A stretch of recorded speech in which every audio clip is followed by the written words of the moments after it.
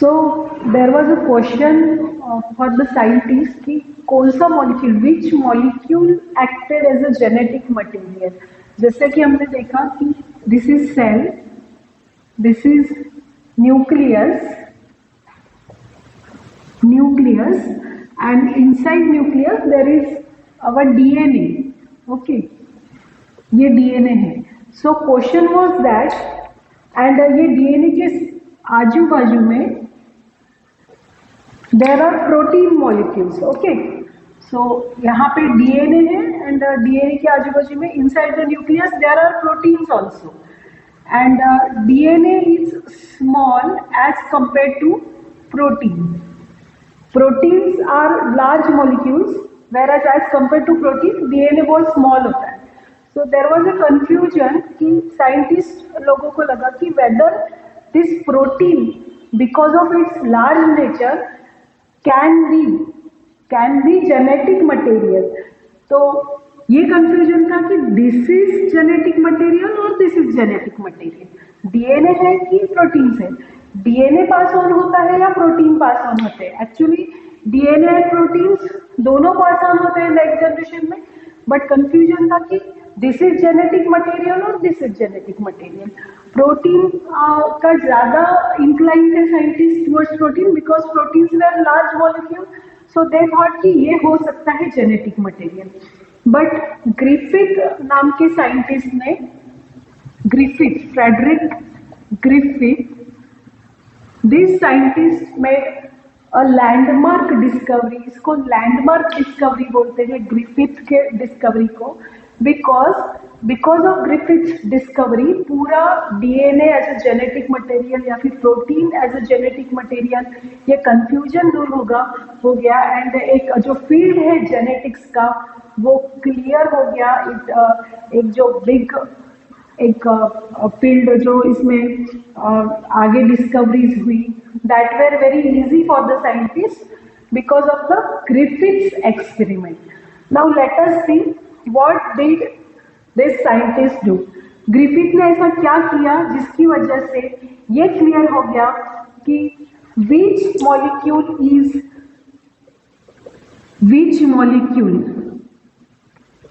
Is genetic material. Genetic material कौन सा molecule है? Is it DNA? Is it protein? इन दोनों में ज्यादा कंफ्यूजन था। So which molecule acted as a genetic material, DNA और प्रोटीन? इसका आंसर हमको ग्रिफिथ के एक्सपेरिमेंट से क्रिस्टल क्लियर मिल जाता है। Let us see Griffith's experiment now. इस एक्सपेरिमेंट ग्रिफिथ ने क्या चूज किया? Griffith chose one bacteria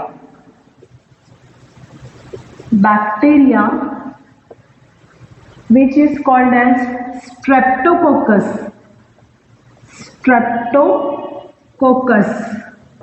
pneumoniae. Okay, he chose one bacteria Streptococcus pneumoniae, या फिर इसी का नाम है Diplococcus pneumoniae। Streptococcus बोलो या फिर Diplococcus बोलो। What does this bacteria do?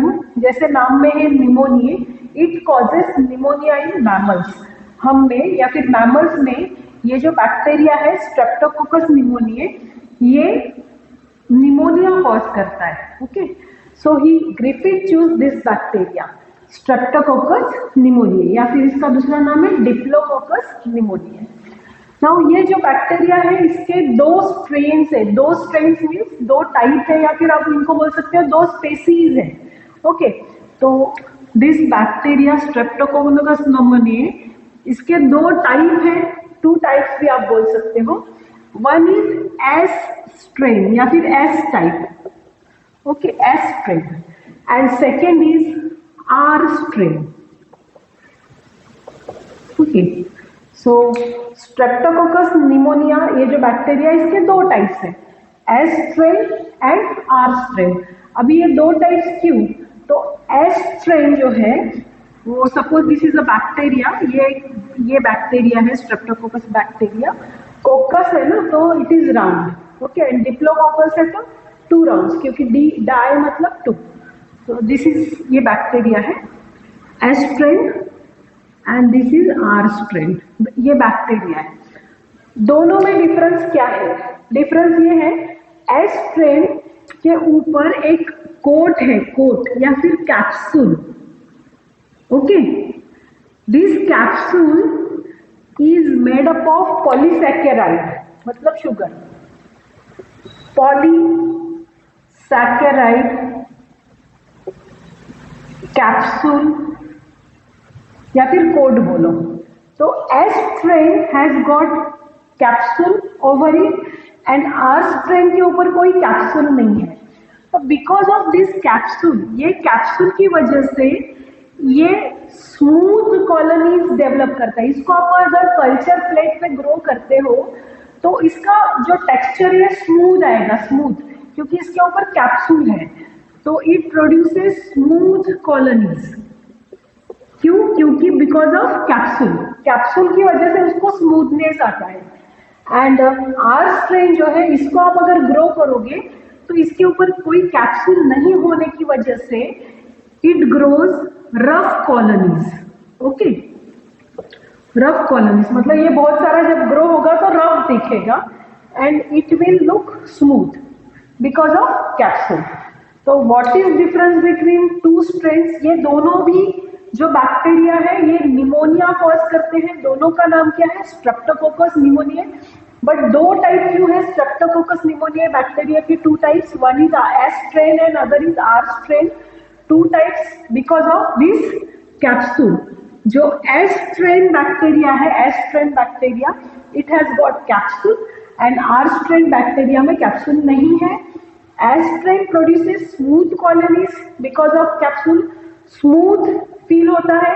And R strain जो है it produces rough colonies because capsule is absent. तो here capsule is present, here capsule is absent. And capsule का एक हमने एडवांटेज देखा कि यहाँ पे ये S strain produces smooth colonies and this strain produces rough colonies. और एक डिफरेंस है बिकॉज ऑफ कैप्सूल, इन दोनों में और एक डिफरेंस है. बिकॉज ऑफ दिस कैप्सूल, ये जो एस स्ट्रेन है ना, ये बहुत स्ट्रॉन्ग है. स्ट्रॉन्ग है का मतलब क्या है? इसके ऊपर इसको कवरिंग है कैप्सूल का, तो it is not easily attacked by other viruses या फिर बैक्टीरिया, या फिर it is not controlled by the antibiotics, क्योंकि एंटीबायोटिक्स ये कैप्सूल को तोड़ नहीं सकते. तो ये जो S strain bacteria because of capsule strong बन गया है एंड ये अगर हमारे बॉडी में एंटर करता है और हमको अगर निमोनिया हो गया तो निमोनिया जो है वो बहुत ही सीवियर होगा, क्योंकि हम लोग दवाई लेंगे बट वो दवाई का असर इस पे नहीं होगा, क्योंकि इसके ऊपर क्या है? कैप्सूल. तो ये कैप्सूल प्रोटेक्ट करता है इसको, ये बैक्टीरिया को. ये capsule, this capsule is protecting this bacteria. और हम जो एंटीबायोटिक लेंगे, जो antibiotic can not reach this bacteria because of this capsule. Okay, so ये जो स्ट्रेन है ना, स्ट्रेन, वो बहुत खतरनाक है, डेंजरस है, क्योंकि ये इजीली हमको निमोनिया कॉज कर सकता है, क्योंकि ये जल्दी मरेगा नहीं. It can not die easily. So इसको हम बोलते हैं वायरुलेंट. वायरुलेंट मतलब पैथोजेनिक. पैथोजेनिक मतलब सीवियरली डिसीज कॉजिंग, या फिर आप इसको बोल सकते हो फेटल. फेटल मतलब डेथ. इसने एस स्ट्रेन ने अगर हमको अटैक किया तो इट इज फेटल, मतलब आपकी क्या होगी? डेथ होगी निमोनिया से. ओके, बहुत खतरनाक है ये स्ट्रेन. और क्यों? Why it is dangerous? Because of capsule. तो कैप्सूल की वजह से इसको 2 फीचर्स मिले हैं. One is it produces smooth colonies and second feature क्या है? ये स्ट्रॉन्ग बन गया है, मतलब वायरुलेंट है, मतलब स्ट्रांगली अटैक करेगा हमको. पैथोजेनिक, फेटल, डेथ, ये निमोनिया कॉज करेगा हमको, इजीली कॉज करेगा, क्योंकि ये जल्दी मरेगा नहीं. हम लोग एंटीबायोटिक भी लेते हैं तो भी ये मरेगा नहीं because of this protective covering. इसके पास एक कवच है, प्रोटेक्शन है कैप्सूल का. So this is very dangerous strain of this bacteria, S strain. अब ये जो आर स्ट्रेन है ये हमको पता है रफ कॉलोनीज बनाता है क्योंकि इसके पास कैप्सूल नहीं है। सेकेंडली, ये अगर हमारे बॉडी में एंटर करता है ना तो जरूरी नहीं हमको निमोनिया होगा, हमको थोड़ा सा सर्दी फीवर होगा, बट हमारी इम्यूनिटी इससे टैकल कर लेगी। तो जैसे ये वायरुलेंट है ना, मतलब हमको निमोनिया कॉज करता है, इसको हम बोलेंगे नॉन वायरुलेंट। Non virulent. जैसे ये पैथोजेनिक है, मतलब हमको निमोनिया देगा, तो this strain is non pathogenic, इतना डेंजरस नहीं है। एंड जैसे ये फेटल है, इट कॉजेज डेथ, ये अगर हमारे बॉडी में एंटर किया तो डेथ भी हो सकता है अगर मेडिसिन हमने प्रॉपर लिया नहीं, प्रॉपर टेक केयर नहीं किया। बट आर स्ट्रेन से डेथ नहीं होगा, डेथ नॉट पॉसिबल, ठीक है। माइल्ड निमोनिया होके चला जाएगा हमको। तो आर स्ट्रेन से हमको माइल्ड निमोनिया होगा, हम लोग रिकवर हो जाएंगे। बट एस स्ट्रेन जो है ये बहुत डेंजरस है, इससे डेथ हो सकती है, पॉसिबल है डेथ, प्रॉपर केयर नहीं किया तो what is difference between S strain and R strain, ये आपको अभी क्लियर करना पड़ेगा। इसका जो कंसेप्ट है वो क्लियर रखना पड़ेगा माइंड में, because depending on this only Griffith का जो एक्सपेरिमेंट है वो है। तो what is difference between S strain and R strain? S strain has got capsule, R strain is without capsule. S strain produces smooth colonies, R strain produces rough colonies.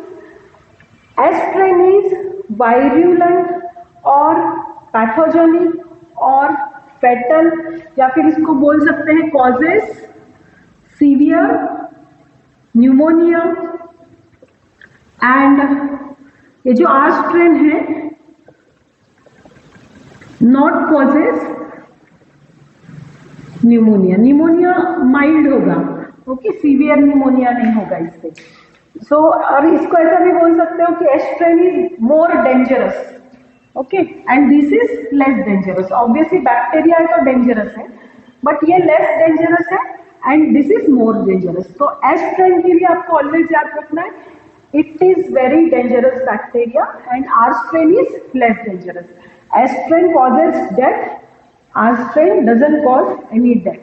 So this concept you have to keep in mind for the Griffiths experiment. जो हम लोग Griffith का experiment आगे देखने वाले हैं, उसके लिए S strain and R strain में डिफरेंस आपको माइंड में क्लियर रखना है।